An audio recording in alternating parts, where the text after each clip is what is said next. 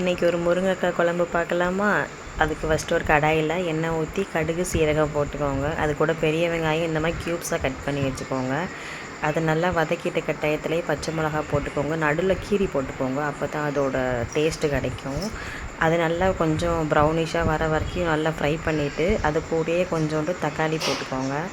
தக்காளி போட்டுட்டு கொஞ்சோண்டு உப்பு போட்டுக்கோங்க. உப்பு போட்டுட்டு நீங்கள் வதக்குனிங்கன்னா கொஞ்சம் ஈஸியாக இருக்கும் வதக்குறதுக்கு.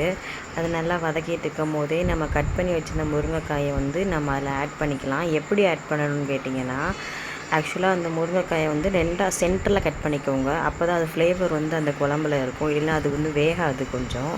இது வதங்கிட்டு இருக்க டயத்துலேயே வந்து நம்ம வந்து தேங்காய் சீரகம் போட்டு ஒரு பேஸ்ட் மாதிரி அரைச்சி வச்சுக்கோங்க. அதை அரைச்சிட்டு லாஸ்ட்டாக தான் ஊற்றணும். அது கூட வந்து மல்லித்தூள் போட்டுக்கோங்க. மல்லித்தூள் ப்ளஸ் மிளகாத்தூள் போட்டு நல்லா ஃப்ரை பண்ணிக்கோங்க. அந்த காய் வேகிறதுக்கு தேவையான அளவு தண்ணி ஊற்றிக்கோங்க. தண்ணி ஊற்றினதுக்கப்புறம் கொஞ்சம் நேரம் அது கொஞ்சம் வேகட்டும். அந்த ஃப்ளேவர் வந்து பச்சை ஸ்மெல்லெல்லாம் அதுலேருந்து மாறணும். அந்த கொஞ்சம் நேரம் கொதிக்க விட்டுட்டு நம்ம அரைச்சி வச்சுருந்த தேங்காய் பேஸ்ட்டையும் இதில் சேர்த்து ஆட் பண்ணிக்கோங்க. ஆட் பண்ணிவிட்டு கொஞ்சோண்டு புளி ஊற்றிக்கோங்க. புளி ஊற்றிட்டு இந்த தேங்காய் பேஸ்ட்டு ஊற்றுனதுக்கப்புறம் நல்லா அதை கொதிக்க விடுங்க. லோ ஃப்ளேமில் வச்சு கொதிக்க விட்டிங்கன்னா கொஞ்சம் ஈஸியாக இருக்கும் உங்களுக்கு, இல்லைன்னா அடி பிடிச்சிரும். இந்த குழம்ப கண்டிப்பாக நீங்கள் ட்ரை பண்ணி பார்த்துட்டு எனக்கு மறக்காமல் கமெண்டில் சொல்லுங்கள். இன்னொரு மினி விலாகில் பார்க்கலாம். பாய்.